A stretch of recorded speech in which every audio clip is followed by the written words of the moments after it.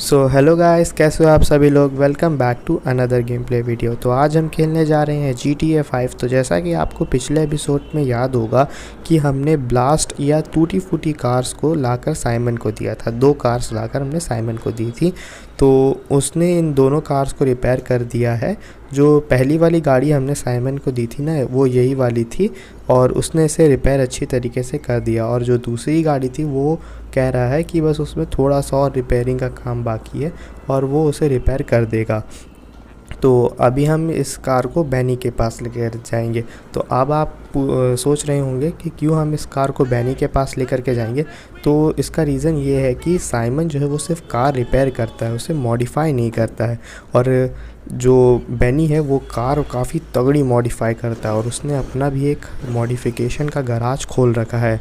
तो अभी हम इस कार को लेकर उसी के गराज में जाएंगे। तो बिना किसी देरी किए हुए हम चलते हैं। तो अभी मैंने अपनी गाड़ी को यहाँ पर ही रोड पे लाने वाला हूँ मैं अभी, और यहाँ से टर्न कर लेता हूँ यहाँ पर ही और घुमा लेता हूँ। बस ये गाड़ी गिरनी नहीं चाहिए वरना काफ़ी बड़ा नुकसान हो जाएगा। ये काफ़ी महंगी कार है, ये एक्चुअली में फरारी LA है।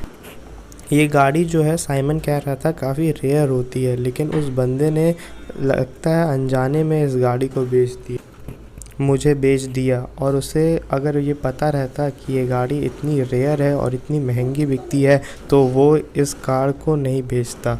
तो अभी हम इसे ले जाते हैं बैनी के पास और बैनी ने कहा कि वो इसे गोल्ड या डायमंड में कन्वर्ट कर सकते हैं। मतलब ये जो पूरी गाड़ी है ये पूरी गोल्ड और डायमंड की हो सकती है। तो चलते हैं बैनी के पास। तो हम अभी बैनी के घर पर पहुंच ही गए हैं। एक्चुअल में वो गराज है, उसका घर भी वहीं पर ही है। तो अभी हम यहाँ से राइट टर्न ले लेता हूँ इस गली से। तो अभी मैं अपनी गाड़ी को घुमा लेता हूँ काफ़ी ध्यान से। मुझे बस डर इस बात का लग रहा है ना कि कहीं ये कार जो है वो गिर ना जाए, क्योंकि एक्चुअली में इस ट्रेलर का जो लॉक सिस्टम है वो टूट चुका है। तो रहे हाथ हम बैनी से भी या साइमन से कहकर इस ट्रेलर का लॉक सिस्टम ठीक करवा देंगे। तो ये गराज जो अभी खुला ये बैनी का ही है, शायद उसने मुझे देख लिया होगा तो इसीलिए उसने अपने गराज को खोल दिया। अभी मैं इस गाड़ी को उतार लेता हूँ नीचे में और इसे बैनी के गराज के अंदर ले चलता हूँ। तो आप देख सकते हो गाड़ी कितनी तगड़ी दिख रही है और ये गाड़ी काफ़ी तेज़ भी चलती है। तो अभी मैं इसे ले चलता हूँ बैनी के गराज के अंदर ताकि बैनी इस कार के अच्छी तरीके से मॉडिफिकेशन कर सके। तो गाइज़ जैसे कि आप लोग देख सकते हो बैनी ने अपना गराज तो एकदम तगड़ा बनाया है। तो गाइज़ मैंने बैनी को कार दे दिया मॉडिफिकेशन करने के लिए। वो कह रहा है कि थोड़ा टाइम लगेगा और वो इसकी मॉडिफिकेशन कर देगा। तब तक मैं दूसरी कार को ले आता हूँ। साइमन ने मुझे कॉल करके बता दिया है कि उसने जो दूसरी कार है उसे भी लगभग रिपेयर कर दिया है। मेरे आते तक वो कार रिपेयर हो चुकी होगी। तो मैं बिना किसी देरी करे हुए मैं चलता हूँ साइमन के गराज में फिर से। तो यहाँ से मुझे राइट टर्न लेना है। तो आजकल लॉस सैंटोस में काफ़ी ज़्यादा ट्रैफिक होने लगा है। देख रहे हो गाइस कितना भीड़ हो गई है, इतनी सारी गाड़ियाँ आ गई ना, तो क्या कर सकते हैं। और ट्रैफिक लाइट भी ठीक से काम नहीं करता है यहाँ का। तो अभी हम पहुँच चुके हैं साइमन के गराज में। तो अभी हम यहाँ से चलते हैं सीधे साइमन के गराज के अंदर। तो मुझे अपनी गाड़ी को यहाँ पर ही खड़ा करना होगा अंदर तरफ करके, लेकिन मुझे ऐसे घुमा कर खड़ा करना होगा ताकि कार लोड करने के वक्त कोई प्रॉब्लम ना आए। तो मैंने अपनी गाड़ी को यहाँ से घुमा लेता हूँ। अरे आंटी जी साइड हट जाइए वरना ठोक दूँगा। तो गाड़ी को मैं अच्छे से घुमा लेता हूँ। अरे भाई रुक जा, सबको आजकल हड़बड़ी मची हुई है। तो यहाँ पर ही मैं अपनी गाड़ी को अंदर अच्छे तरीके से खड़ा कर देता हूँ और अपनी कार से उतर जाता हूँ, अपनी ट्रक से उतर जाता हूँ। तो मैंने अपनी ट्रक को यहाँ खड़ा कर दिया है और अब मैं इससे उतर जाता हूँ। इसे बंद कर देता हूँ अच्छी तरीके से और इसे उतर जाता हूँ। तो गाइज़ मैं अभी जाकर साइमन से बात कर लेता हूँ कि मैंने उस गाड़ी को बैनी के तक पहुँचा दिया है और वो अब मुझे दूसरी गाड़ी दे दे। तो गाइज़ यहाँ साइमन तो नहीं, उसका मैनेजर है, चलो इसी से बात कर लेते हैं। तो अच्छा ठीक है। तो गाइज़ इसके मैनेजर से मेरी बात हो चुकी है। ये कह रहा है कि गाड़ी हमने लोड करवा दी है, तुम जाओ और उस गाड़ी को भी बेनी तक पहुंचा दो ताकि वो उसे मॉडिफाई कर दे। और गाइस ये कह रहे हैं ना कि ये जो कार है इसे डायमंड का करवाना है और वो वाली कार को गोल्ड का। तो गाइस इन्होंने बेनी को कॉल कर दिया है और बेनी ने कहा कि हाँ वो उसे गोल्ड का ही करेगा। एक्चुअली में वो प्योर गोल्ड होगा, 24 कैरेट गोल्ड, और ये वाली प्योर डायमंड की कार होगी। और ये भी काफ़ी रेयर कार है, एक्चुअली में ये रेयर नहीं है। साइमन ने इसके कई पार्ट्स को बदला है और इसको पूरी अच्छी तरीके से मॉडिफाई किया। तो अभी हम आ चुके हैं बेनी के गराज में। तो अभी मैं इस कार को ले जाकर जल्दी जल्दी बेनी को दे देता हूँ। गाइस बेनी ने इतना तगड़ा गराज बनाया है मगर उसकी एंट्रेंस इतनी घटिया है ना कि मत पूछो ही मत। यहाँ गाड़ी घुमाने में इतना दिक्कत होता है, अगर इससे बड़ा ट्रेलर होगा तो कितना प्रॉब्लम होगा। तो अभी मैं यहीं पर ही अपनी कार को खड़ा कर देता हूँ, एक्चुअल में ट्रक को, और इससे कार में उतार लेता हूँ और इसे ले जाकर बेनी के गराज के अंदर दे देता हूँ ताकि वो इसे भी मॉडिफाई कर सके। तो मैंने इस कार को भी उतार लिया है और इसे मैं रिवर्स कर लेता हूँ और इसे बेनी के गराज के अंदर ले जाता हूँ ताकि वो इसे मॉडिफाई कर सके। तो अभी मैं इसे बेनी के गराज के अंदर ले आया हूँ। तो गाइस मैं भी ये सोच रहा था ना कि हम भी बेनी के गराज के जैसा एक मॉडिफिकेशन गराज खोलेंगे। तो गाइस बेनी ने एक ये दोनों कार को मॉडिफाई कर दिया और बाहर लाकर खड़ा भी कर दिया है। ये वाली कार को बेनी ने डायमंड का कर दिया जैसा कि साइमन ने कहा था उसे। तो इसको मैं एक बार दिखा देता हूँ आपको अच्छी तरीके से। ये पूरा डायमंड का कार है और इसके टायर्स में भी बेनी ने डायमंड्स लगाए हैं छोटे छोटे से, जो रात में काफ़ी शाइन करेंगे। और इसके पीछे जो है वो टर्बो बूस्टर लगा हुआ है, नीचे तरफ में लगा हुआ है ताकि वो दिन के टाइम में दिखाई ना दे सके। तो ये गाड़ी पूरी डायमंड की और ये कितनी चमक भी रही है दिन के टाइम में, रात के टाइम में और चमकेगी।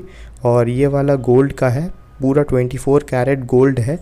और इसका जो रिम है, जो टायर का होता है पास में, वो उसे रेड ही रहने दिया गया है ताकि इसकी लुक अच्छी आए। रेड, ब्लैक और गोल्डन में ये काफ़ी अच्छा दिख रहा है। इसके पीछे भी टर्बो बूस्टर लगे हुए हैं ताकि ये काफ़ी तेज़ चल सके। और ये गोल्डन फरारी है और हमें बेनी ने एक डीलर के नाम भी बता दिया है, हमें उसी के पास ले जाकर और ये गाड़ियों को बेचना है।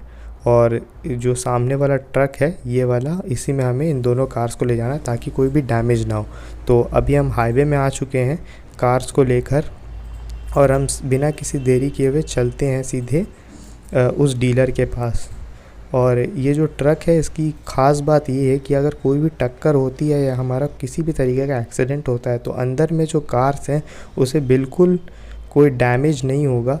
तो ये काफ़ी अच्छी बात है। और ये हम आ चुके हैं गाइस। तो यहाँ पर एक रास्ता काफ़ी पतला है लेकिन ये यहाँ का काफ़ी पॉश इलाका है, मतलब जो अमीर अमीर लोग होते हैं ना वही यहाँ पर ही रहते हैं। तो गाइस अच्छा हुआ है।